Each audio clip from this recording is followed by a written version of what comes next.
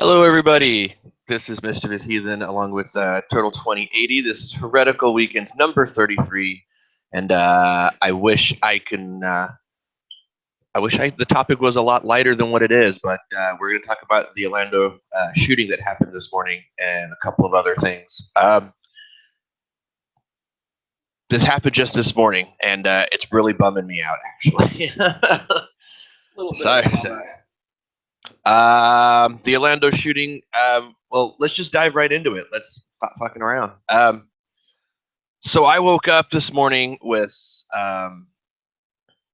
several notifications just coming through my cell phone from friends and everything, and I was actually asleep still. And so I looked at it, and the first thing I saw in the headline was "Worst Mass Shooting in American History," and I was like, "Holy fuck!" So I opened it, I'd read it, and it's part of the reason why we're starting late because that pushed back everything else because I was reading stuff. And I guess to kind of go over briefly what happened, there was a guy who apparently saw, allegedly, I guess, I don't know how how do we put that, Turtle? I mean, allegedly, but according to his father, at least, who was quoted as saying that he saw two guys kissing, and it really pissed him off. And he went back and, hey, Gabby, you have a lot of background noise. Sorry, hang on. Right. So apparently he went back with an assault rifle and a handgun and possibly explosives strapped to him to a gay bar in Orlando, Florida, and decided to shoot up the place, killing 50 and I believe injuring 52, if I'm not mistaken. So a lot of the reports in the articles kind of go over what happened, but of course, the more disturbing part to me is the quotes that they get from the people that survived or made it out and that kind of thing. But I guess he called 911 before he went in shooting. Gabby, Yes, sir. are you eating your microphone? No, is it popping? I've got a fan blowing on me. Sorry. Oh, it's hot in that room, man. I'm not the only one, right, Turtle? That sound odd to you, or? It actually didn't bother me. Okay, I had a lot of interference coming through. I didn't pick up on it. But It's probably because my mic has headphones attached to it, so I can probably hear it a little differently. But anyway, apparently he called and 911 before he went in and attributed the whole thing to ISIS. And whether he was an actual ISIS member or not, I don't know. But I guess that's where we stand right now. So, all right, Turtle. We were talking about this a couple minutes before, so go ahead. What are you thinking? I didn't actually hear all the same things that you did. I just basically, when I woke up, my girlfriend told me about it, and then I was reading a bit about it on CNN. I didn't hear anything about what led to it. I just was reading about the incident itself, so I didn't catch anything about any stories about what happened beforehand. But yeah, I mean it's just another mass shooting in our society, and the worst one so far. So far, more to come, I'm sure. But it makes you. It, honestly, it should make me more angry than it does. But this kind of thing has become so commonplace that it's hard to be shocked at this point. It's just kind of one of those things that you just have happen every so often, um, and I don't know. We get upset about it, and then we move on for a little bit, and then this kind of thing just happens again and again. I mean, when you have such little restraint on, you have basically no gun control whatsoever, and uh, religious fanaticism, um, you're going to have incidents like this. I mean, I don't know what we should expect. But yeah, so it's interesting to see like some of the reaction to this because this was obviously I was going to say gay community, but I guess that's kind of true. But a gay bar and all these people being shot up were primarily gay.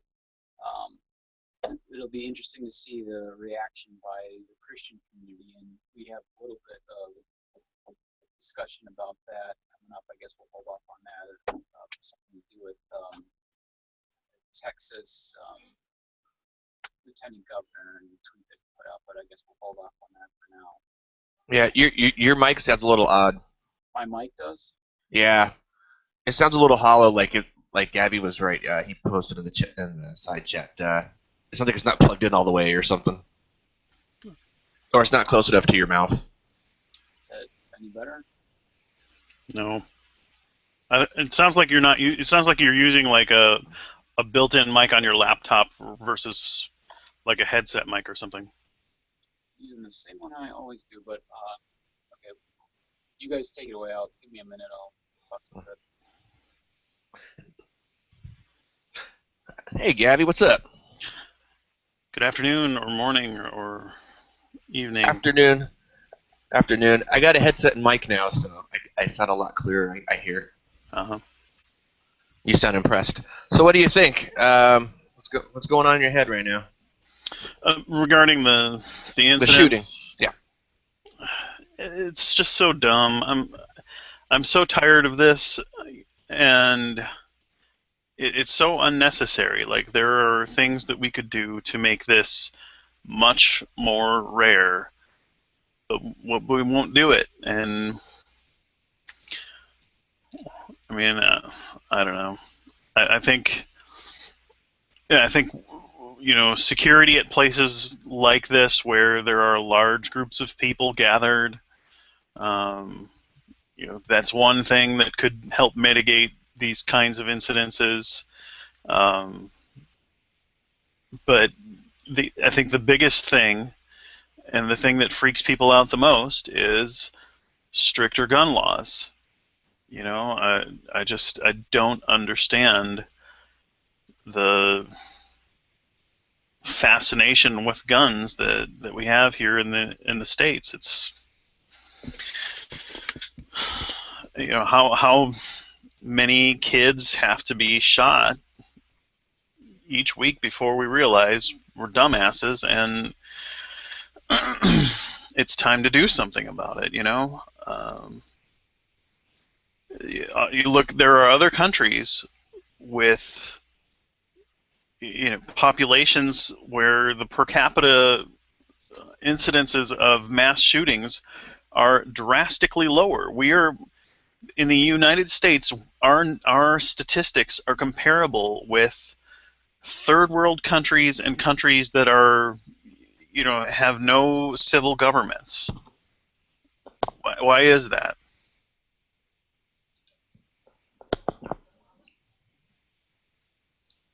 Is that it sounded like a rhetorical question. That's why we didn't answer. Yeah, it was.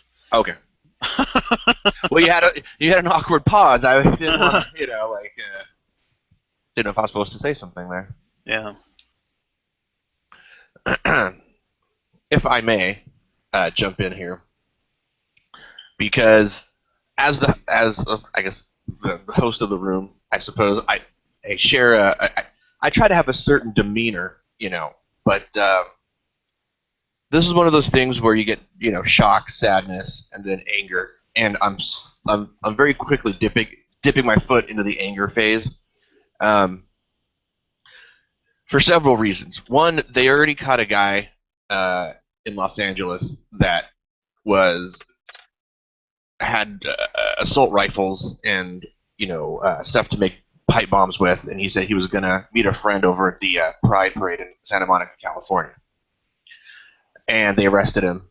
And I'm not gonna read you the whole article. You can find it online. But it only takes one fucking idiot like this guy in Orlando to set off other fucking idiots to do other stupid shit.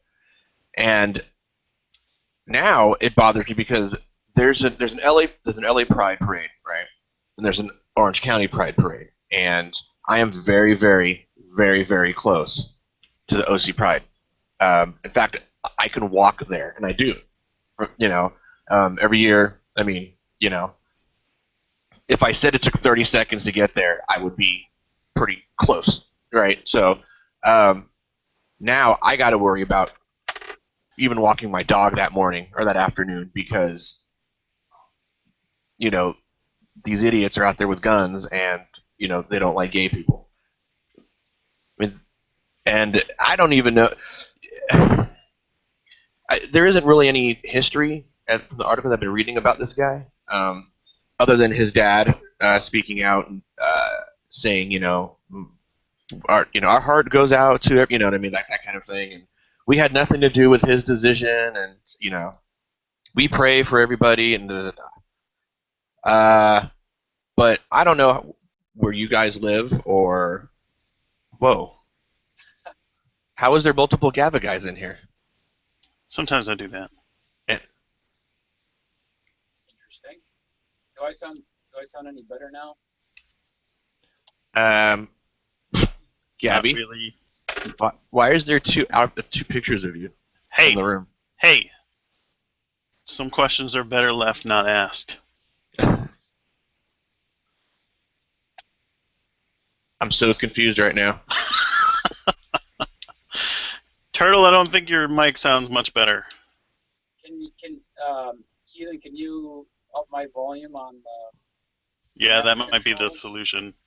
I can't think of anything to do over here. I put your mic up to full. Okay. I'm still tripped out that there's two GABA guys. Like I feel like I'm gonna get porn bombed at any moment right now. Oh, There we go. Is that better? Are you happy now? How's that even possible? But so anyway, let me get back to my little rant here. But anyway, I got a lot of friends that are gay, like a lot of friends that are gay, right? And I mean gay as in like homosexual or homosexual in general, And I think at one point it was bordering on, not, I mean, I don't go counting my friends and go, hey, this percentage is gay, this percentage is straight. But I sat around one time and I go, wow, I got a lot of gay friends, And so for someone like me in this area where I live, the idea that that can happen is really scary, but really, it's reality, It could actually happen where I'm at. So I'm particularly angry about this one. But lashing out, I don't know. Other than lashing out, there's nothing really I can do. I mean, I don't know what else to do in the situation, right? I think feeling helpless is the next stage.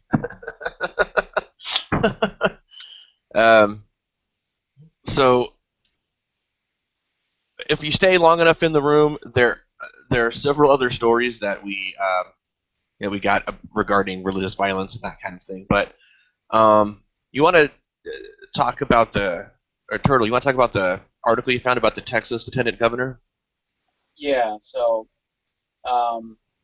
this lieutenant governor in Texas apparently this morning posted a tweet and then quickly deleted the tweet. And I'm getting this from this is an article on People Online right now.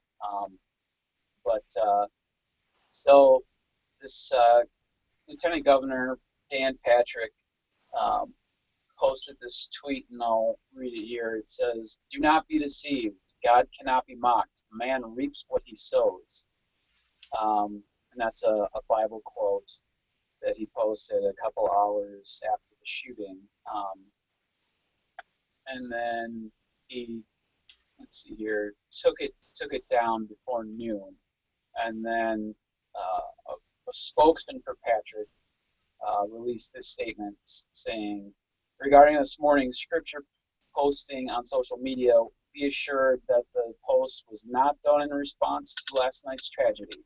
The post was designed and scheduled last Thursday. We regret the unfortunate timing of these posts and ask everyone to join us in praying for the people of Orlando in this awful time. But there's a large backlash to his initial post. There's a couple of examples here of people. You're such a poor example of Texas and of Christianity. May those affected by this morning's violence be protected from the thoughtless words of idiots like you. What a horrific post, disgusting. And then I guess you failed to remember that the entire book of Galatians was written to the church, in all caps. But yeah, so now this is a little bit of clickbait, I have to say, because I honestly I don't know what to think about this, because I think if you put up the entire Bible on a wall and then picked up a dart and threw it at the wall, there'd be about, I don't know, a 10% chance that it would be inappropriate to post that Bible verse after a mass shooting like this.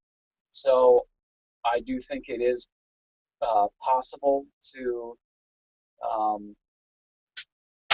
that this guy did just randomly have this quote ready to go and very stupidly posted it after the incident. But I don't know, what do you think, Ethan? I call fucking bullshit, and here's the reason why. I mean, I understand that there are people that don't exactly post their own shit. You know what I mean? Their own tweets. They got people do it for them. Yeah. But how does one design and schedule a tweet? I mean, first of all, how do you design the tweet?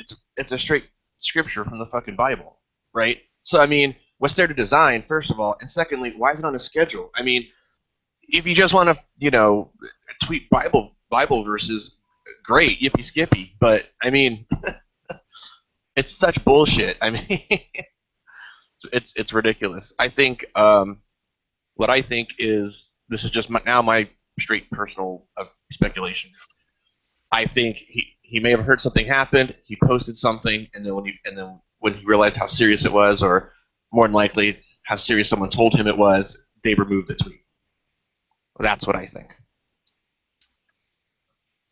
Yeah, but that could very well be. I don't use Twitter at all, so I don't know if you.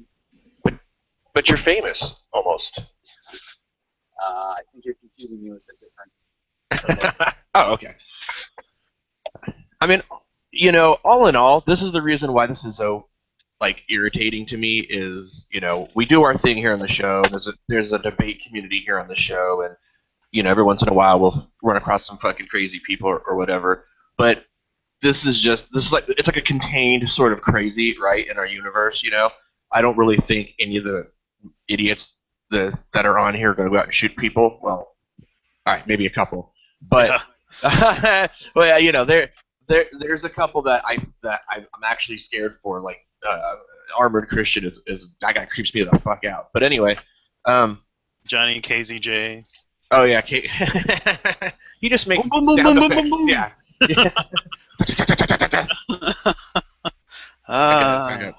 But I mean, essentially, these guys are. I mean, is he really mad? Mad GK guys are kissing. Get the fuck over it! I mean, God, these guys, and they're just like, yo, my imaginary friend says to fucking kill people. It's just I don't get it, man. It blows my mind. Well, I mean, the thing is that they take this all very, very seriously. I mean, that's why it's frustrating to me. Well, yeah, but I mean, it's literally like they think that this is going to cause the end of the world.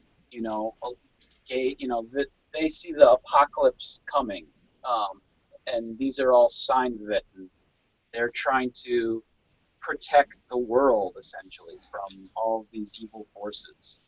Which doesn't make any sense anyhow, because if they're right and the apocalypse is coming, they're not going to prevent it from coming, right? I mean, it makes. I guess maybe you could argue that like people like this guy are doing their best to bring it on and advance the apocalypse because it is inevitable. But most square-headed, not insane believers are against violence like this, and would say, we're trying to prevent these things from coming to pass, or I don't know. It's a weird mix, because in some instances it's like, oh, they welcome this idea because it means Jesus is coming and whatever, and then on the other hand they're like, oh, wringing their hands and saying, oh, it's the end times. Look at Hillary Clinton is going to be president and whatever. It makes no sense, and there's no consistency to it at all. Yeah, well, in this case, this guy happens, from what we understand anyway, he happens to be a Muslim. Well, yeah. But that is applicable for most of the people in the United States. But what we're talking about. Did any of you see that chat I had with that one guy from Oregon? I didn't. I've been meaning to watch it. I saw that you had it up. So in that, he's a pre-supper, but I got him. I don't know if I got him because I didn't really want to trick the guy or anything. We went back and forth for a good 2 days in comments, and it turned into like sort of a hangout challenge, And then of course when we got in the room together, we were both nice guys. You know what I mean? And so, and we didn't go through the precept per se, like the script. We went through it from a meta kind of standpoint, and because I already knew kind of what he would say, I kind of just went out and said it first, But something that surprised me was he moved to that state because of his church, and he made it clear a couple of times that he's not one of those, or his church at least isn't one of those ones that follows, we're in the new covenant now, so we can sort of like dismiss, Deuteronomy or whatever, you know what I mean? Like, we're in the new covenant, we don't go worry about the Old Testament anymore. That whole thinking, right? Their church isn't like that. Their church completely acknowledges the Old Testament and the New Testament God are the same, and nothing got dismissed, and everything is still in there. And at one point, he mentioned something about the kids or something, and respect thy mother and father, or something along those lines, right? And I said, isn't it in that same Bible? Aren't you allowed to stone your kid to death when they misbehave? And he never really, it's kind of like, that's in there. I mean, we follow it, that kind of thing. But, which is really, I mean, when someone says something like that, two things go off in my head. One, they would never do. Well, I can't say they would never do that, but I mean, odds are he's not going to do that. He ended up being a really nice guy, and a really loving father. Because he had his kid in a little carrier for pretty much the whole time. Much in the way kind of Skylar, has his kid with him. But there are people, out there, when they have these scriptures where it's like, homosexuals, should be put to death or whatever the case may be. And I think, I'm not sure if it was Gavagai or Turtle, but they take that shit to heart, It's like, but why now? If he was in Florida, those couldn't have been the first gay guys he's ever seen. Well, no, but I mean, I think I would assume that with Pride Fest going on, it's inflammatory to his mindset. Like they're celebrating their sin, and he probably views that as being disrespectful to God, and so he wants to put an end to that. Would be my guess. Obviously, I don't know. Yeah. Exactly went on and said, but. Well, the reason I brought that up was because Gavagai's last comment was about he said something about consistency, and it's weird how you can get one guy that is not believes in that stuff but wouldn't follow it, in my opinion, and then another guy who would go out and buy an assault rifle or get an assault rifle on some level and shoot a bunch of people.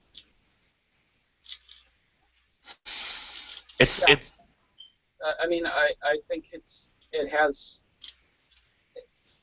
to do with, to some extent, the sincerity of belief and actually thinking about the implications of what your beliefs mean. So it's easy to say I believe in the Bible and I believe every word of the Bible was literally true, because it's easy to say that, but when you actually think about what that means and what the implications of what that means, like those are two different things. To say I believe all this versus to actually then go out and do it, and I think that's the difference. Is the person who doesn't think about the implications and the person who does. Yeah. Oh man, just it's good. It's so shitty, dude. I don't even know what else to say, honestly. Like I can come on here and yell and scream and rant and call people a bunch of names, which I excel at on occasions. But this is just a big bummer for me, dude. To be honest, I mean, and the fact that I just know that some dumb motherfucker on Google Plus, like a Tommy Hall type or one of those types, you know what I mean, are gonna post something really idiotic and just set the community on fire for a good 2 weeks. Is that a prophecy? And that just really it angers me on a level I can't. I'm almost like, can't even speak on how angry stuff like that makes me in a lot of ways. So I don't know, but do you guys have anything else to say on this? Because the news hasn't really updated it really, in the last hour here. So No, it's just both very frustrating and not surprising to me. exactly. All right, folks. I guess we're gonna move on. Do you want to go to a little? You want to go creepy, or do you want to go more horrific? Hey, before we move on, I just want to say one more thing.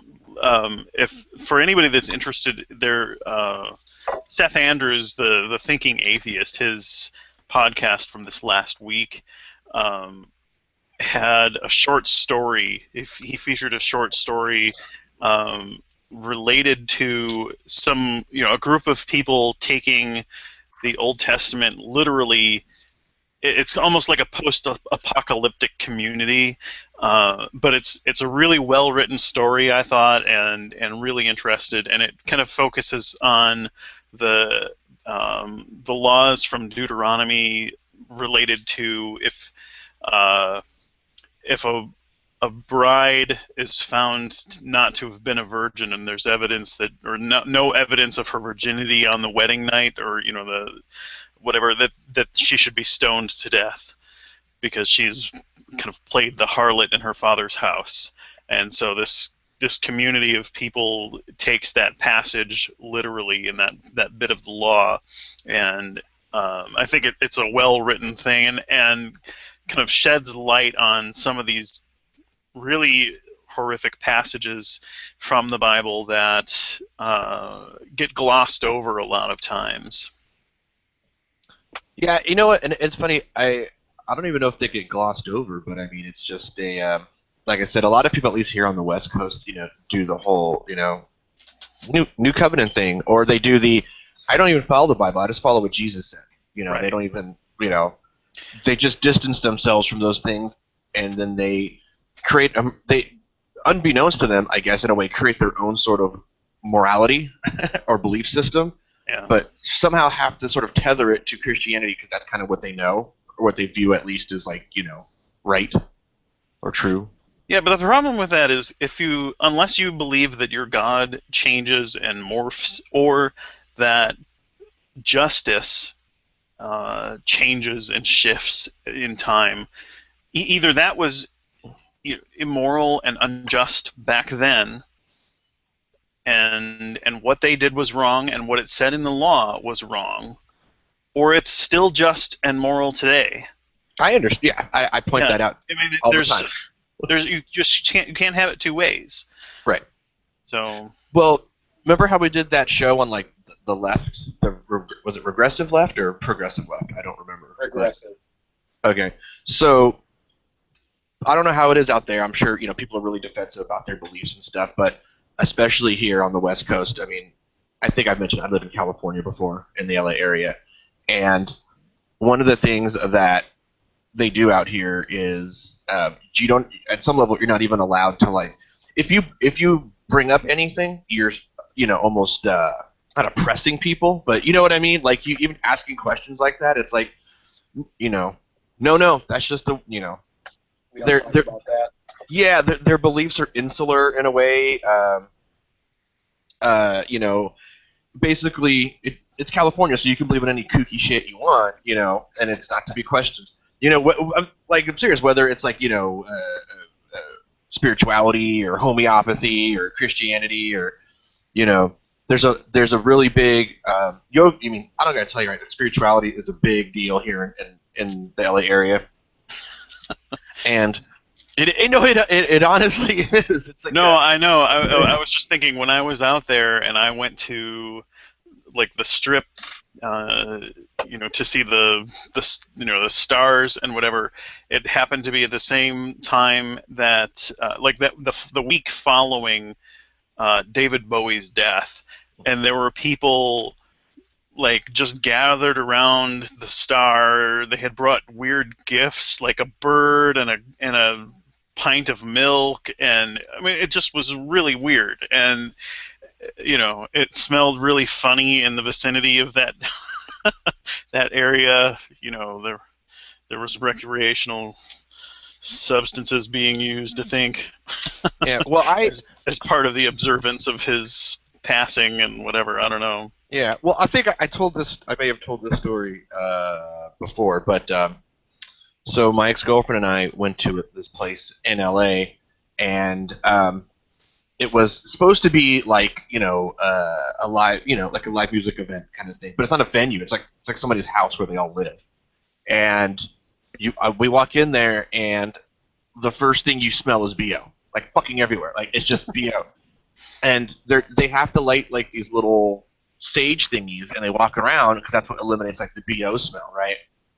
And there was a band who there actually the guitarist of the band was really good, right? It's just the music they played was really not good, and they did like this ceremony because the reason they had that function was because two of the people were breaking up and they've been together for a long time, so they had to have like a separation ceremony, and it involved like putting stuff on the floor, and like it was like there was a crow wing, and there was like some other things, and an incense, and salt and stuff, and then they had like this symbolic like material that ripped in half, symbolizing them. And there was a whole fucking thing, and I'm standing there, and with these two girls in front of me who were topless, right, were like titties hanging out and the whole deal, and it's like it's like it's a hippie thing. It's like a Woodstock thing where it's like the body and the mind and the spirit are all free, and we shouldn't, have our clothes, hinder who we are, and just be free, that like that, that's what you hear when you're there, and and so if you go, you should probably shave your armpits because it's kind of stinky. It's like they were, I'm not that I would say that, but I mean anything that's sort of, any sort of scrutiny or question or anything, you get looked at like you're fucking Donald Trump. You know what I mean?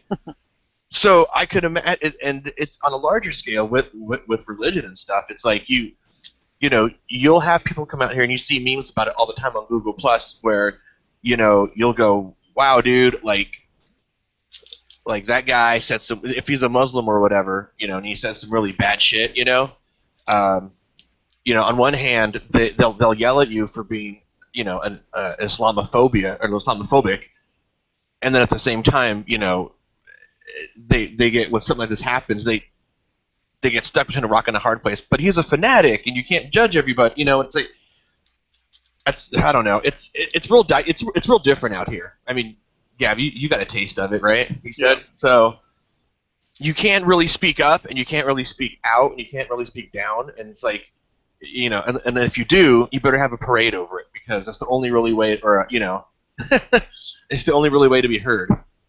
Well, I mean, it's similar where I live, but with Christianity instead of just some kind of nebulous spirituality or whatever. I mean, like, I had a coworker who told, I told her that I liked metal music, and she was like, well, are the lyrics dark? I was like, well, I hope yeah, so. right, because it's good music, and it's a kind of a catharsis, listening to metal music like that. And she says, well, my son, he listened to that, and it messed him up spiritually, and that there was like, it was demonic and whatever. I said, well, what happened?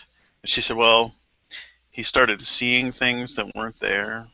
I was like, whoa, like what? And she says, like black cats.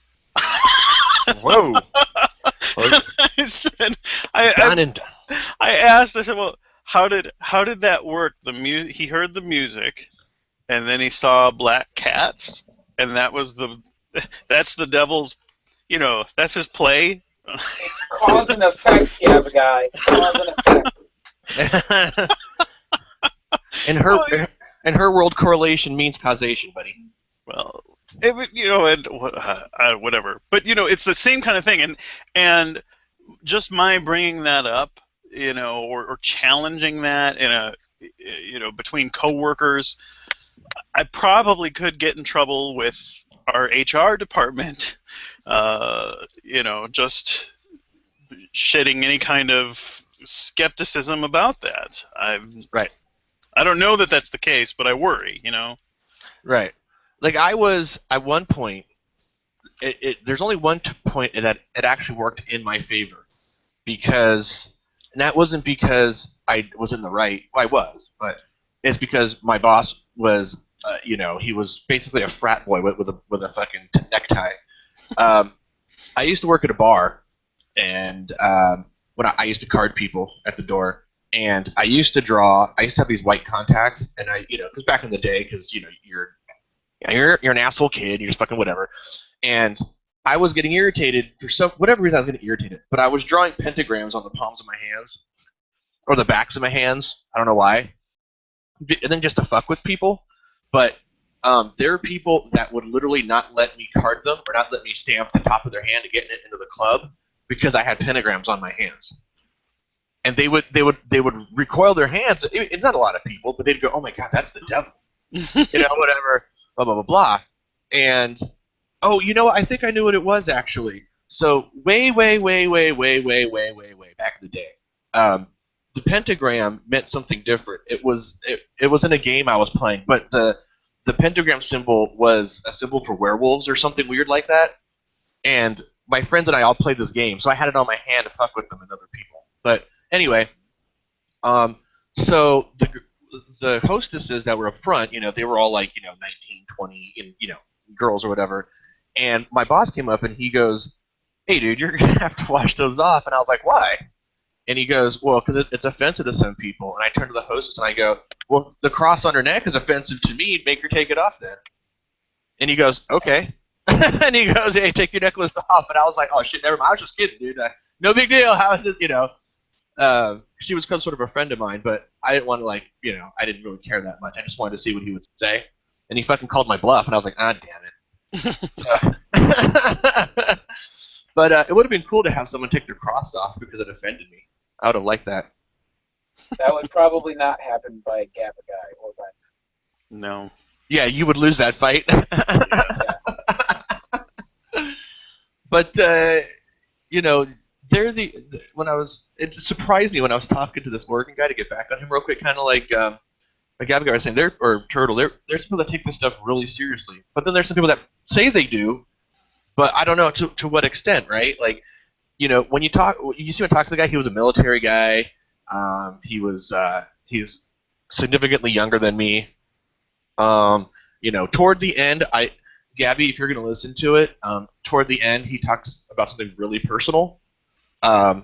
But it's kind of along the line, and I won't repeat it because it's on the Hangout, but a lot of the people that I know that are super hardcore, they had a real questionable life before they found the church. Mm-hmm. And so they feel like they're doing some atonement, or they, like being righteous, in Christianity is like the end goal that you have to get to. Like it's the standard by which you have to go to be a good person, and that kind of thought process just scares me. Yeah, it actually kind of reminds me of my now former coworker that I was in communication with, where she was kind of into some other stuff, and then I think, when you, Hey, Turtle. yeah, Sorry, I just want to let you guys know I'm gonna go AFK for a hot second. okay, All right. um, but my former coworker came from, or was more involved in um, a lifestyle that was uh, involved alcohol and drugs and those kinds of things. And so when she found Christianity, it was, this um, experience where, in my opinion, was just a better way of life for her. And so she connects that with actually the teachings of the church or whatever. And so there's this, in my opinion, this confusion between correlation and causation. But yeah, I think you see that a lot where people who come from kind of rougher backgrounds, when they run into the church, and then it affects the way that they live, and then now their way of life is better, they can really dive headlong into that belief system and that mindset. Yeah. Yeah, the one thing you can say for the church is that they are pretty good at kind of compelling people to come out of lifestyles that that they probably want to or would want to eventually come out of anyhow, just because it makes more sense, right? I mean, like, most of the time when you are you get to a point with drugs or um, sex that's just living risky, sexually risky lifestyle kind of thing.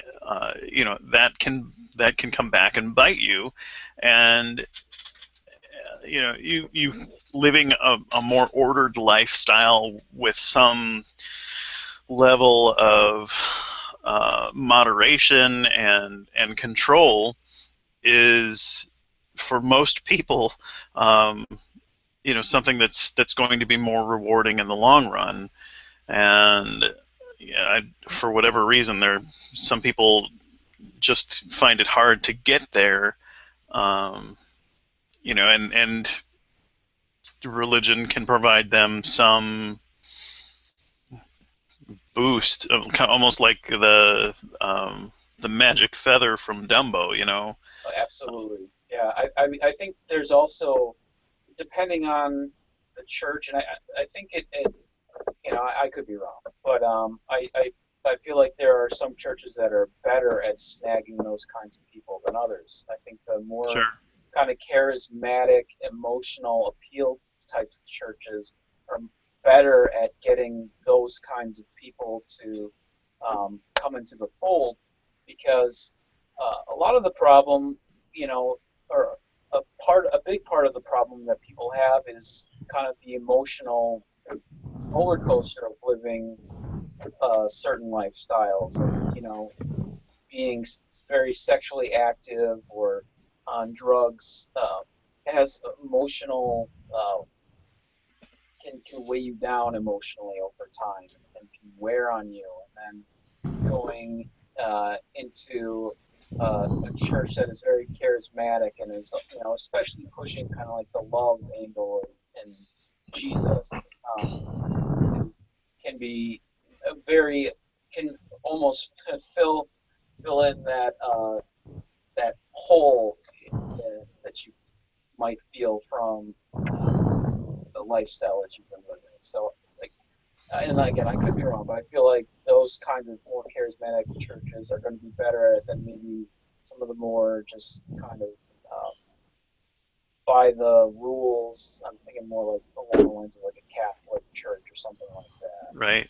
Yeah. Well, and people are primed culturally to feel guilty about certain things, and the church can play on that. They'll come. A preacher or somebody will come and say, well, you're living in a way that you shouldn't be doing, and God knows what you're doing. You might hide it from your family, and those kinds of things. And then so they're playing on this, you know, guilt that people feel, whether or not they, and in some cases it's guilt that is just there simply because of the culture. It's not even Right. hindering them and their lifestyle. They're able to be productive members of society. They might be just living in a homosexual relationship, even if it's committed and monogamous or whatever, and not harmful to anybody, but they've maybe struggled because the church told them this is wrong, this is wrong, this is wrong, and then they're confronted with a pastor who pushes that little button that's been programmed into them, and that it's just Even outside of the church, though, I mean, just societal norms yeah. that are really primarily founded by the church, but now have just become societal norms. Like you were saying, like, I mean, less so these days than maybe like 20 years ago. But homosexuality is a good example of just even if you weren't raised in a church or anything, but just society is so sad was or used to be more so than like I said it is today, but so saturated with kind of like, well, that's not the norm. And it like if you were a high profile person, as celebrity or a member of Congress, and you were a homosexual, you had to completely uh, hide that fact from society, even though it doesn't matter at all in reality. It matters because of society and the things that are built in place, and that can put a lot of pressure on a person, societal norms to that can wear down on you, and then you break down and you go to a church and have an emotional experience at a church, and that can be very convincing. Yeah, yeah. Well, and like you said, there are certain churches that are really good at producing an emotional experience in their service. Uh, the songs that they do, and everybody clapping and cheering and getting charged. I mean, when you go to a good concert and the crowd is into it and they know the songs, and they whether it can be a secular concert that really is gripping, and can be a collective experience that is emotionally charged and engaging, and um, that doesn't mean that there's magic going on, right? I mean, it's we the same kinds of things can be seen in groups that are going, like military groups that are preparing for a war in there, or sporting events, and people are charged and excited, and the players before the game will get themselves psyched up and whatever. So it's not exclusively something that belongs to churches, but churches are really good at capitalizing on it, and the sermons will build to a crescendo, and the people react, and so yeah, you get it'll draw you in if you don't have some degree of skepticism towards it, or don't realize what's happening while you're experiencing that. Yeah. Wasn't there a study a while ago, and I would, you know, I would suggest anyone look it up because I don't remember the details of it, and I don't quite remember when it was. But um, I remember reading an article maybe a year or two ago, but where they did some like neurological test, and the same brain functions that happen during a high-powered sermon are the same brain functions that light up when you go to a concert of a band you really like. Um, the same sort of like brain reaction happens. Like how they can see like what parts of the brain light up, and that those parts of the brain do certain things. Like give off a feeling of euphoria, or that kind of stuff. Um, so GABA guy, there's something about GABA guy saying. I don't have it on me, and I'm too lazy to look it up at the moment. But anyone that's listening, feel free to look it up. But yeah, he's right. It plays on a lot of things, right? It plays on the human need to belong. It plays on the human need to feel loved and accepted. All rolled into the same thing. It plays on the that part of the human brain that it makes you think that there's something more out. You know what I mean? Like how many times I've had conversations with my theist friends, and they're like, "Don't you believe or that there's something greater than you or beyond this world?" And I'm like, why would I think that? And what do you mean? Like, you know what I mean? Like something more than what? Like they don't really have an answer for that. They just look at me like I'm supposed to go, yeah, because most people I think will do that, right? Most people go, hey, anything's possible, anything's wrong, without really kind of thinking about what the question is that they're being asked. But, in short, GABA guy was right. I agree. But yeah, well, and there's a lot of really interesting neuroscience where they test the different parts of the brain. I heard a study the other day where they were talking about when people's worldviews are challenged and things. Certain parts of their brain light up versus when they're hearing things that that correspond with their brains, and depending on the kind of person you are, if you're more skeptical, like I think it's your prefrontal cortex will light up, and the less skeptical you are and kind of more fundamentalist you are, it's more like your amygdala, which is more your kind of fight or flight kind of responses, those kinds of things. So, and again, I'm not sure exactly. I think I heard this. I've been working my way through like the archive of reasonable doubts, and one of their podcast people or personalities on there is a professor of psychology, and so he references a lot of these kinds of studies off and on throughout that. But don't take my word for it. Yeah. So, are we good with the moving on of this topic, or I don't know where we ended. The topic we are on. Yeah, we kind of straight tangented it off. But yeah, so staying focused and moving on. Wow.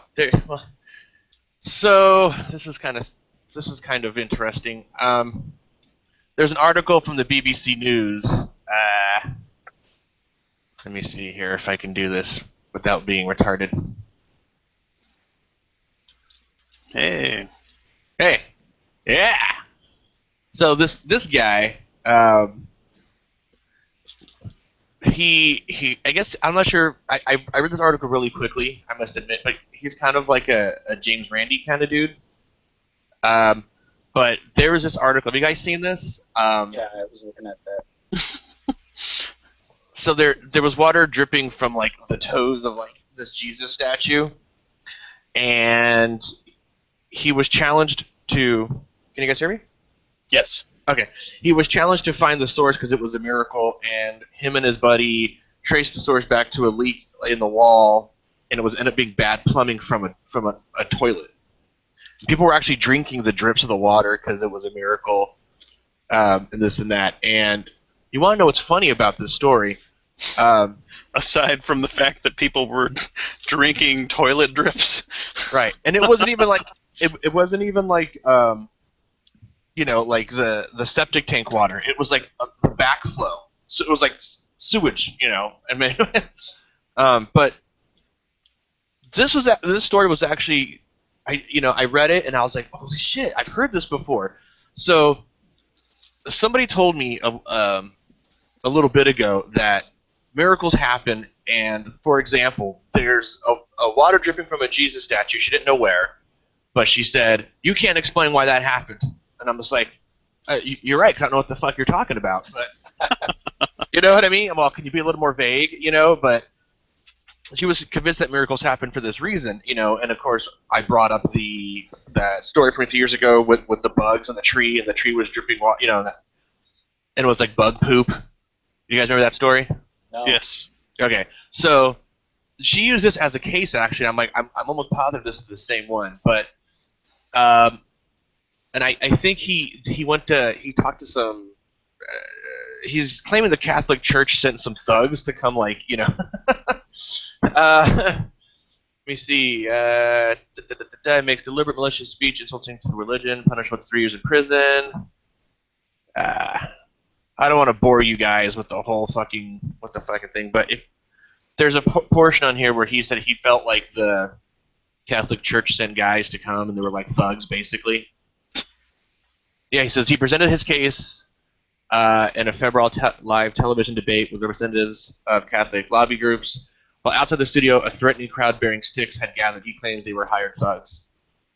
Well, either way, I mean, that's not good. I mean, it's almost better if they're hired thugs, right? Because that means it's, in my opinion, it's better because that means it's a conspiracy. Whereas if it's just these people showed up with sticks to beat them up, that's worse, I think. In many ways, I'm sure, but it says for some Catholics, the veracity of the miracle is no longer the point. Edamaraku said they insulted the Catholic Church by alleging the Church manufactured the miracle to make money by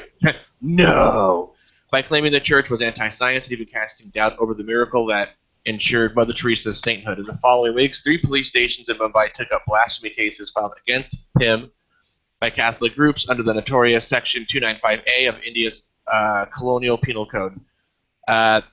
This code was enacted in 1927 to curb hate speech in a restless colony bristling with religious and communal tensions. It makes the deliberate and malicious speech insulting to religion punishable with up to 3 years in prison and a fine. However, some say it is frequently abused to suppress free speech. Under this law, a policeman can simply arrest me even though there has been no investigation. They can just arrest me without a warrant and keep me in prison for a long time. That risk I do not want to take. So, I think this dude is in Finland because he can't go back to India. If I'm reading this article correctly. He can't go back because of the risk of him being arrested. He feels right.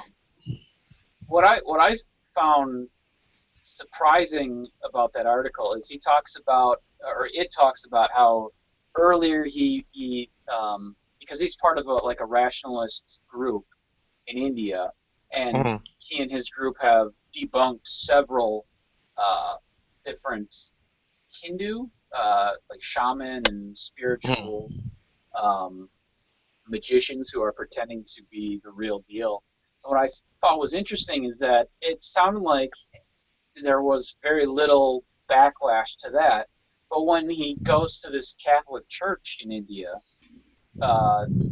that's when he gets in trouble, which I found surprising because India is largely Hindu, and I didn't think there was much of a Catholic. I didn't realize there was any, Catholics in India. It shouldn't surprise me that there's some, but so just now I looked up the religion in India, and according to Wikipedia, which is of course subject to scrutiny, but it's got Hinduism at 80%, Islam at 14%, and Christianity at 2.3%. And there's a couple other Buddhism, Jainism that are smaller fractions. But it's both surprising and not surprising that Christianity, even when it's a tiny minority in this country, is still managed to be a bully. So that was the thing that I thought was interesting. That still Christianity manages to be a bully, even though it's a minority in this situation. Yeah, I don't know if Hindus, as far as when someone does something blasphemous against Hinduism, I'm not sure what their scripture says for them to do. I mean, we know what Christianity says to do. We know what Islam says to do, but I'm not. I don't know enough about Hinduism. I mean, maybe they have a sort of, I doubt it, but maybe they have sort of like a turn the other cheek and never mind those guys. I don't know. Yeah, I mean, I don't know either, but people, I mean, as you can speak for out in California, when people, even if they have kind of weirder beliefs, people tend to hold on to their beliefs and take it personally when you say, no, that's dumb. So, I mean, that's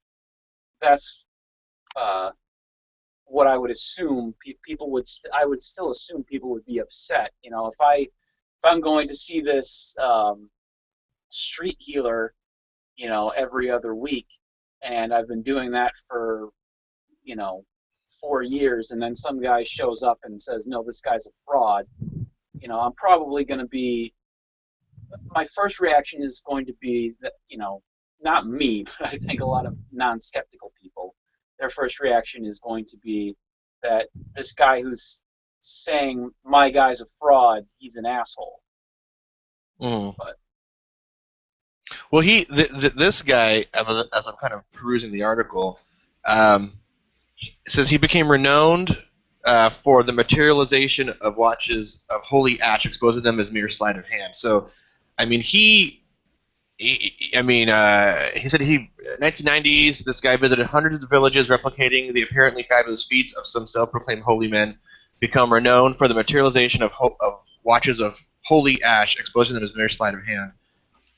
As a campaigner determined to drill home his point, sometimes with an air of goading bemusement, he has attracted critics. But see, out here in California, right, because yoga and shit and all that stuff is like big money, the Hindu gods are fucking everywhere. Especially if you go to like Los Angeles, right, and you go to, especially Ganesh and that kind of thing, and you see Ganesh everywhere if you go to the right places, and whether you follow Hinduism or not, the idea of the aspects of it that are like the inner peace and the spheres of influence or the fuck all that stuff is what a lot of people buy into. If not just the religion, but the concepts of that part of the religion. So I feel bad for this guy, but I got to say, if you're going to be stuck someplace, Finland isn't a bad place to be stuck at. I mean, you know what I mean? I mean, there could be worse places to be stuck at. Yeah. If you're not used to the cold, though, that might be a bit of a shock. I mean, if he was stuck in, like, Oklahoma, that would suck. Yeah. So I ran across this. Did you guys take a look at this? Yeah. Ultra-Orthodox Israeli rabbi bans girls over 5 from riding bikes because it is provocative. Wow. And I don't know. When I read this headline, this is the effect it had on me, right? Who the fuck thinks this way? Right? I never looked at somebody and said, wow, that 7-year-old is riding that bike. This is hot. Yeah, I've never said that. That's never thought even popped into my head. Like, I'm not even understanding. Like, it says an ultra-Orthodox Jewish leader has reportedly banned girls aged 5 and older in some areas of Israel from riding bikes, claiming it is immodest. The rabbi of the Jerusalem neighborhood of Nahlot distributed the stringent decree to his followers in a synagogue across the area. He has said young girls riding bicycles could cause serious damage to their modesty, and the bicycle seats cause young girls to sit in a way men found provocative. What? He's just mad that he can't actually marry girls that are like 7 years old anymore. It's like, so when he says it has a chance of damaging their modesty, is it that thing where like if virgins ride horses, like you could bust their hyme? The old hymeno? Who knows?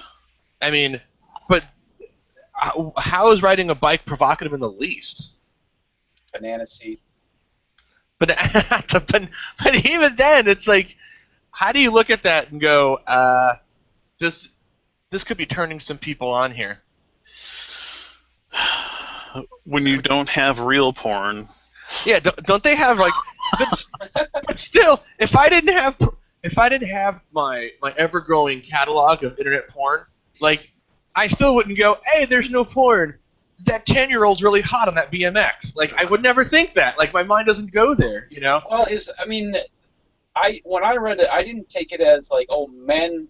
I guess you certainly could take it that way, but I took it as more like it's provocative for the females to ride on the bike. Oh, like they're kind of getting off or something because of the banana seat. Yeah, and especially with it, like, it affecting their modesty. That's the way I took it. Like, this is affecting the women. Oh. Not necessarily the men. Okay. So they could be. He's saying they could be hurting the old vagine. Is that what's going on here? This is potentially arousing and sinful behavior. Gotcha. Oh, I don't know. I don't know how many bikes has ridden, and I assume he's not a female, but I don't know any female that's ever gotten off riding a bicycle, unless you're in Japan and it's one of those bikes that has like the dildo built into it. That, you know what I mean? Have you seen those? No. Oh my god, dude! What's that South Park episode from a bunch of years ago where Mr. Garrison builds it's kind of like a bicycle, but like it's kind of like what you're referring to there with the Gava guy's clearly fascinated. But yeah, it's All right, Gabby. that would be immodest. When you have some free time, and I mean, like 5 minutes after this hangout is over, so you know how Japan does crazy shit? Yes.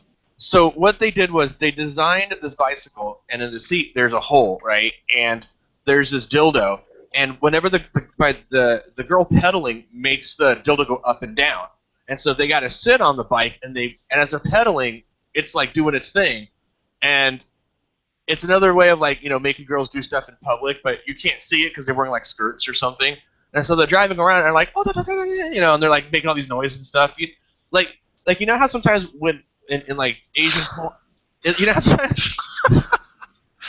sometimes, in like Asian porn, like the real Asian porn, not like American Asians, but like Asian, they kind of sound like dolphins when they're getting off. It's kind of like that, like they're making that weird dolphin sound, and so they're just like, but it's a thing. I'm not sure how prevalent it is, but I may have seen a video or two in my studies, my human studies. But yeah, it's a thing. And you guys are suspiciously quiet, so I know you're googling this shit. I just in the chat there, I posted an image from South. So my question. Oh shit. My question is, does this not apply to 10-year-old boys? Is that? If the girls are getting off on this, or that it's making them immodest, does it not apply to the boys? Making all the boys gay, for sure. Yeah, right, because it's hitting them right in the hole. No pun intended. No, there's no pun there. There's not even a pun. Oh.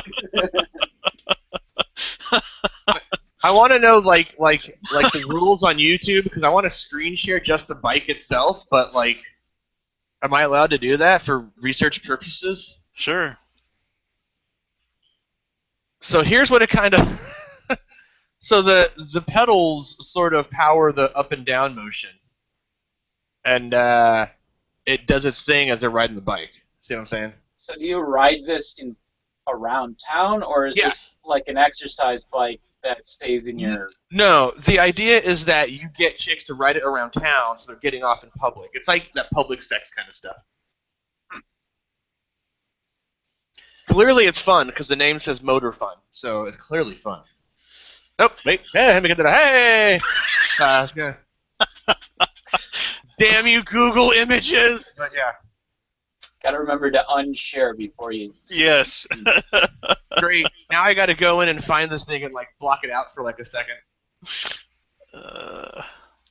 So Yeah, it's but not. just to get back to the article, I just, even if you, like, my thought is if you ban girls from riding bikes, then yeah, it kind of does make it provocative then for a girl to then ride a bike. It's that same thing like with in Islam, like when you mask all the women, yeah, then seeing a woman unmasked is probably arousing, as opposed to in a normal society where people just behave normally. It doesn't, when you don't hide these things. It's not arousing then when you see them. It's just normal. Seeing a woman's face is not sexually arousing, any more than anything else. Right. Well, I mean, back in the 1800s or whatever, when women's skirts were all the way to their ankles or whatever, but seeing a woman's knees would have been titillating and exciting, right? Yeah, haven't you ever seen that old picture of like, it's like Amish Playboy, and it's just a picture of a girl's ankle. Right. Yeah.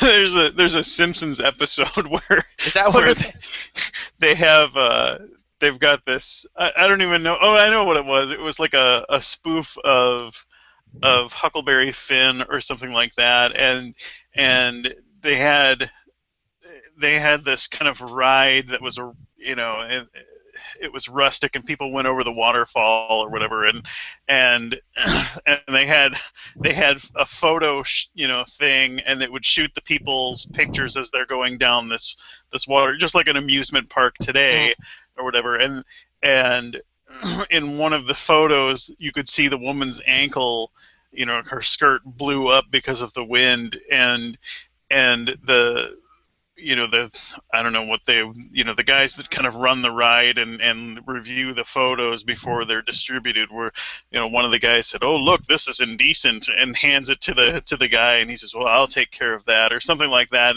and then he's like, all for Silas," because he's all excited he gets to see this woman's ankle. That story took a lot longer than it was worth. But I like that episode. To I'm answer excited. your other question, yeah, it only applies to chicks because when you get like down to it, religion is pretty sexist, especially old religions. You know what I mean? Like, you're like, Yeah. does it apply to boys? I'm like, from a religious standpoint, you'd go, no, why would it? You know what I mean? like Right. Obviously. Right. Well, like that law I mentioned earlier, the Deuteronomy law about the woman's virginity on the wedding night. It's never an issue for the man to be a virgin. That nobody cares. Right. The woman's hymen has to be burst, and there has to be evidence like that. If that doesn't happen, she's stoned to death. How do you? I have a question. So I've never actually had to look for a hymen. You know what I mean? But like, are they assuming like when on the wedding night when they consummate the marriage, if you will, like if the guy meets no resistance, like he gets the stoner, or like how does he figure that out ahead of time? Like, No, there's blood. right? No, but I mean that's what I'm saying. I mean, but there are some girls where that doesn't happen. So right, Yeah. there are cases where. So then, how do they determine? I mean, Those girls get stoned to death. Yes. well, even though they're virgins. Those girls, Well, no, they there's weren't no evidence virgins. that they were virgins. Yeah. Yeah. Oh my They're gosh. not virgins then. That's Right. how that works. Oh, that sucks. Has anyone ever told you guys that religion may suck? Have you ever come to that conclusion? Yeah, but those kinds of considerations don't weigh when believers read this kind of crap in their religious texts, because they put up a wall, that says, well, it's got to be good because it's in this book, and the book is good because the God is good. Yeah, the people were bad. That was the problem. Yeah. Oh my god. I'm like, I'm so disgusted right now. It's a weird like justification too when they say, well, people were bad or whatever, because then when you talk about like, oh, they'll talk about like modern day and how everything's getting worse and worse and people are just awful, and it's like, well, how does that work? Because for you to justify your book, you say that people were worse back then, but now they're worse. I don't understand. Yeah. How does that work? Right. You know what's funny is people wouldn't have been worse back then if their fucking holy book didn't tell them to go out and kill and rape people. You know what I mean? Like, it's like, I don't know, because I think the Holy Book got written to explain why things happen, not what to do for the most yeah, part. it's really Like, ad this hoc. is what happened, and we wrote it down, and then that became a Holy Book. Yeah, the real lesson here is men are assholes. Yeah, that's a large part of it for sure. Men are assholes. I don't even want to end on this last article because it's just gonna bum me out, dude. Do you know what I'm talking about, Gabby?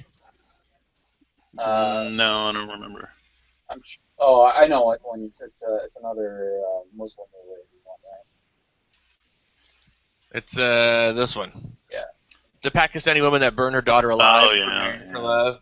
Yeah, this is really just gonna bum me out, but this is just another example of the same kind of shit we were talking about. Yeah. And I could scroll through this and close it out, but this one doesn't have any dildos in it, so I feel comfortable enough. just closing out, but it's really disturbing shit out there, folks. Yeah. So anyway, do you guys have anything else? Because that was pretty much what I brought to the table. Well, I was going to say, Turtle was talking about how there's this disconnect between, the belief that culture used to be really evil and now it's also evil and worse than ever, but also not as bad as it was back then. And there's this kind of duplicity and whatever. I was in a hangout with Matt Bell once, and we were talking about we were talking about this end times prediction, because the end times prediction is that things are getting worse, and that's why they believe that things are getting worse, and he Jesus says something like, well, it will be in the end of days as it was in the days of Noah, where and that's when Yahweh had to destroy everything with a flood, right? Because people were so evil. Well, so I was saying, well, this is something that we could test to see is it bad as it was supposedly was in the days of Noah, or there are ways of measuring how much crime and things like that, and there are books that speak to this issue. Some really good scientifically based books. The Better Angels of Our Nature by Steven Pinker is one, and The Moral Arc by Michael Shermer is another one. But both argue that we're making progress in society and things are getting better. Well, anyways, Matt Bell said, well, it doesn't say that things are going to be worse in those prophecies, and he says, look at what it says, because I said it says in the day it will be as it was in the days of Noah, in the end of days or whatever, and he says, look at what it says next. You're taking it out of context, and so I read on, and it said the people will be marrying and eating and drinking or something like that. I was like, so that's the reason that the whole earth had to be destroyed. That's what it means when it says as it was in the days of Noah, people will be marrying and eating and drinking. Uh-oh. So, and Matt Bell, I don't know if he ended up muting me or booting me or doing something, but he was not pleased with me for trying to say anything about that. But that was so ridiculous to me that he was saying, "Well, this is the full picture." Well, now I can see where, yes, we're definitely in the end of days, because that is exactly what people are doing. Yeah, that's kind of like I just did something a couple minutes ago, so he's right. Yeah, right. End times, y'all. That's kind of like what I was talking about with that one guy, that pre-supper.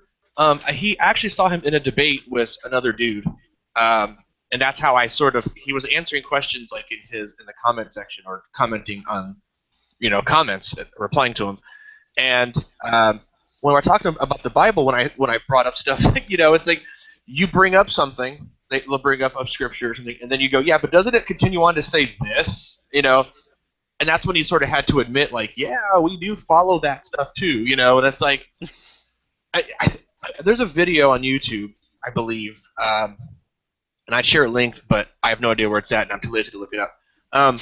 But it explains how Christianity, when you have a religion of martyrdom, or you have a religion that has an apocalypse sort of built into it, where people feel that when they die, they're going to go to a better place.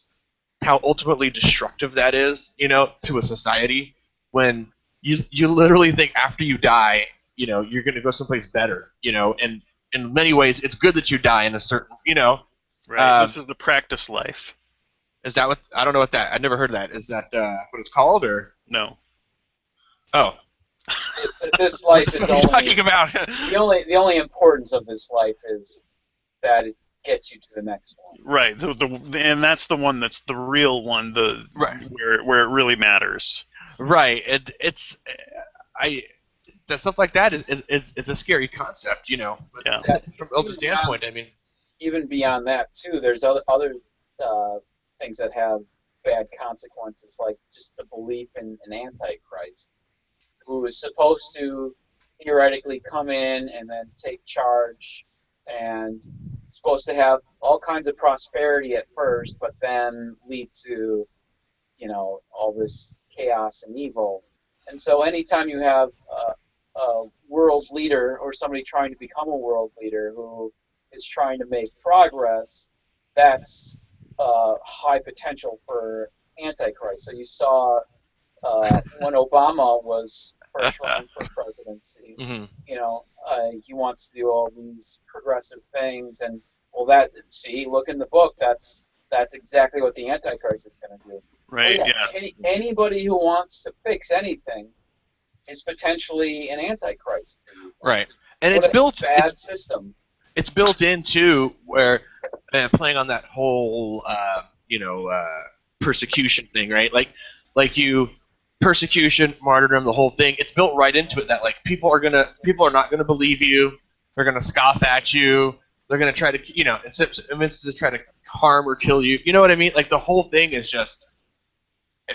I've had situations where I've talked to people and you ask.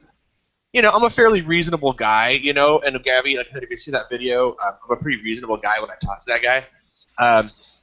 And I speak to other people the same way, and, they'll say something like, well, the Bible says that you would say that, you know what I mean? Like right. It's built right into it that, oh, people aren't going to believe me, But ultimately what it plays into is that need to belong, right? I always call it, like, I had a really old video where it's like Christianity is the ultimate VIP line, like when you go to a club, right? There's a VIP line and there's like a normal person's line, and in many ways because they feel they're going to like heaven or whatever, they get to be like, oh, we're special, you know what I mean? Like when you're in the VIP line, you're special. You're in an insular group, right? And the people in the normal line may not actually like look upon you favorably, but it's kind of I don't know. To me, this may not be a newsflash to you guys, but it seems like it plays on people's weaknesses. That's all I'm saying. I had never thought of that. Right? It plays, and when you talk to these people long enough, right?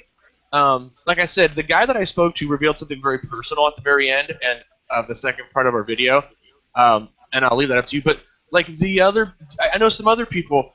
One chick was like a stripper, right? And she was like of loose morals, and she was promiscuous, and she drank a lot, and found Jesus later on. And then I knew this other guy who ended up being kind of like a pedophile, and he was, you know what I mean? It's like there's these, we all have flaws, but I mean, the pedophile guy was like a whole different animal, but he needed to find He needed to anchor something in what he perceived to be moral, Yeah. And I've heard a lot of people that go, well, God has a plan for me. God is working on me. I'll find God's path. I'm lost. This is why I need a savior because. And it's like, no, because you're kind of fucked up in the head, dude. Get some help. That's what he's trying to do, just looking in the wrong place. It's looking in the wrong place. Right. I remember when I first met this guy, he was really into like smoking porn. Like, not even like actual sex, it's just girls in lingerie that are smoking and like looking seductively at you and like touching themselves. Sure. And it's like when I found out he became a big like Jesus freak, I was like, wasn't that the guy that likes smoking porn? Like, really? And it was still on his computer when I was there. When this was, it's not like he got rid of it, right? It was still there. Yeah.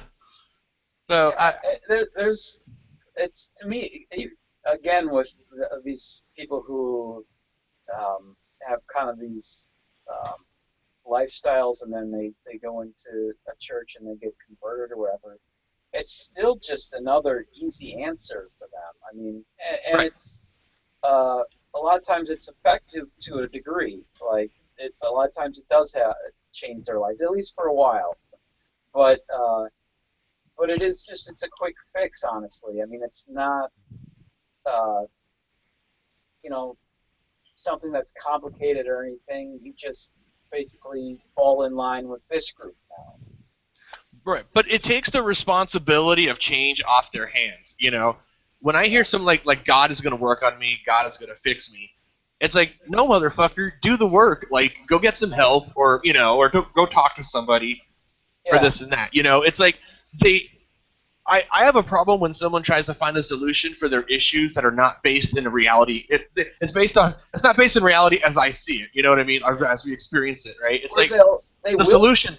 They will be the ones doing the work, but they'll say it's God, so they will make these changes in their lives. They'll, get away from the drugs or whatever, or cut off those ties, and then change their lives. But then they'll credit God for that, and then that, which is, it's good that they're getting away from those things, but then they're misplacing the causation of why their life is potentially in a better situation now. Right, and That frustrates me too. I sort of get that, but I get what you're saying. The problem that I have is that yeah, it's good that they get away from the drugs and all that shit, but ultimately, it's not something that's grounded in reality to me. No, I mean? agree. Yeah. It's like they and in many ways, those are the guys that stand around with the big yellow sign saying, repent, or it's like you talk to those guys, and they're like, I was into this and that, and I found Jesus, and now and now I preach His gospel, But these people that are sufficiently, or they have some personality flaws. We'll put it that way. Like I said, I grew up in a very gang-related sort of area, especially Hispanic gangs, and I always said, hey, you know what? If going to church keeps some gangbanger from like robbing me, then that's cool. Whatever you got to do to like not beat my ass and like take my money, I don't care. If you have to go to church and that's what keeps you from doing that shit, that's cool. But as you get older, ultimately, it's like it's like I said, they take the responsibility off themselves, and it's a really bothersome mindset for me. It's like I don't know. It's like it's like as an adult male, I always try to take that on my own shoulders. Like I'm responsible for me. I'm doing this, not going to somebody and saying, hey, I got to be better because God is watching me, right? Now I got to be better for me. Right. Yeah, no, I agree. Gabagai is quiet. My guess is bicycle porn. Yep. All over that. Bicycle porn. That is hot, some hot stuff. Oh man. So, Uh, like, if you live in that part of Israel and like you have on your computer a picture of like your daughter on a bicycle, like, can you be arrested for child pornography then? Like, what's the situation? where's How do you enforce this? What are where's the the line? laws? Yeah. Well, I think if you're, I don't know, like, uh, how powerful is this rabbi? Because it didn't really say. It just says he had this degree in a synagogue over an area. I mean, if there's just some dude over like you know, a 500 yard radius that was like, no bikes. All right, but ultimately, that's not. I mean, India's a very crowded place. Just how big an influence does this guy have? Well, that's Israel, right? Oh, I'm sorry, Israel. My bad. I'm sorry. But yeah, your point still stands. Um, but yeah, I don't know. And like in the towards the end of that article, it mentioned I think it was the same rabbi was saying that they weren't allowed to the people he had influence over weren't allowed to watch pornography, and there was some research done, and it showed that they watched just as much pornography as everybody else. Imagine that. So whether or not this carries any weight, we'll see. But I still, to this day, have not met one person, one male, that has not looked upon pornography for pleasurable reasons. And it's never, even if they don't do it now, or they claim they don't do it now, which is probably a lie, but um, most people love that shit. Let's be honest. all right, Thanks. Maybe it's just me then. My bad. well, you live in a different part of the country too, so Oh yeah. whether or not people in my or Gabagai's area do is a little bit less open for discussion. Yeah, but Google records show that, believe it or not, people in Arkansas look at pornography. Sure they do, but they probably don't go telling their friends about it. So No, yeah, that's true. it's not a subject for discussion, really. People in Arkansas. So, I actually just Googled people in Arkansas watch pornography. And the Arkansas Times, this article is from 2013, so bear with me, but it's a measure from the website Pornhub, which is hilarious. It's a good site, by the way, just saying. Again, this year, Arkansas is a leader, ranked number 3 among the states behind Mississippi and Hawaii on the duration of visits to the website. So Arkansas's up there, buddy. We did it. We did it. We did it. Along with the highest levels of illiteracy and lowest pay and highest rating levels of obesity, we're not number 1, but we're close to number 1 for most of those. You're catching up to Hawaii. Yeah. Average visit duration in minutes is about 11:45, which is amazing because if anybody has gone on these tube sites, right? I'm not suggesting you guys have, but I am. Sometimes it takes 11 minutes just to find a good video. I always try to get into the mode where okay, I'm just gonna stick to the first one that looks good and then go for it. Because sometimes you get locked in this mode where you're like, nope, nope, nope, nope, and then 30 minutes in you're like, all right, dude, I gotta get to bed. You know what I mean? I'm not sure if anybody else has experienced this. Yeah, all right. Well, that about wraps it up for today's episode of Pornography Habits. We'll catch you in 2 weeks. I'm the only one. I just can't. Well, when you have to do it on the sly because it's not acceptable to your church and your family, and you are in principle morally opposed to it. You have to really kind of streamline your time, and isn't that why God gave us cell phones so we could right. Yeah, have you seen that meme where it shows, the size of cell phone screens and how they, start, or the cell phone size itself, just the device itself starts off huge and shrinks and shrinks and shrinks down to like the little flip phone things, but then starts to grow, and then the meme points at the the difference, and it says, where it starts to grow again, and the whole thing becomes a screen. It says, this is the point when we realized that we could watch porn on our phones. Oh, I would love to see that.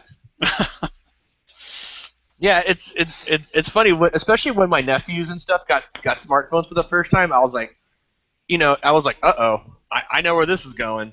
But in my head somewhere, I'm like, these lucky bastards, because I mean, Gabby, you and I are about the same age, right? Yeah. You know, and so I'm not sure about you, but where I lived back in the day, there was there was computers and that's it, right? And you'd walk past by the liquor store or whatever. Maybe someone threw away a Playboy. Maybe someone threw in like one of those dirty newspapers, and then you're like, it's like sometimes you got stuck with the bra ad, and like the advertisements, like you had to do what you had to do, but. It's like just the amount of porn that's available now. I'm like, dude, it blows my mind. Like, I wish I had this when I was a kid.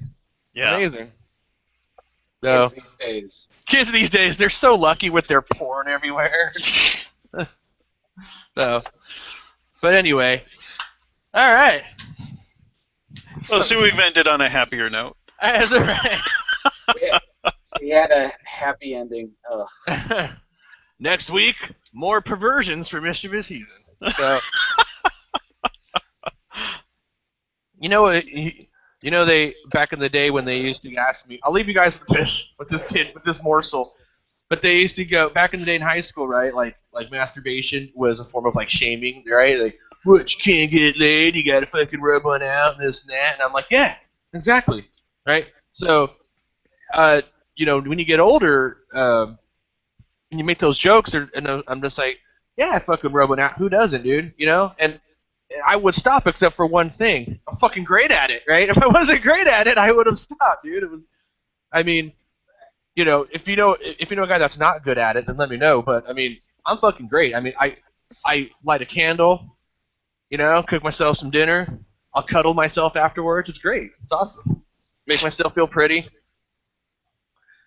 And on that. What? This has been... Put on a little Kenny G in the background. Oh, man. Awesome. Good stuff. Well, anyways, thanks for joining us. If you haven't tuned out by now, or jabbed your ear out, your socket out with a sharp object, we'll see you in 2 weeks. Thanks, everybody.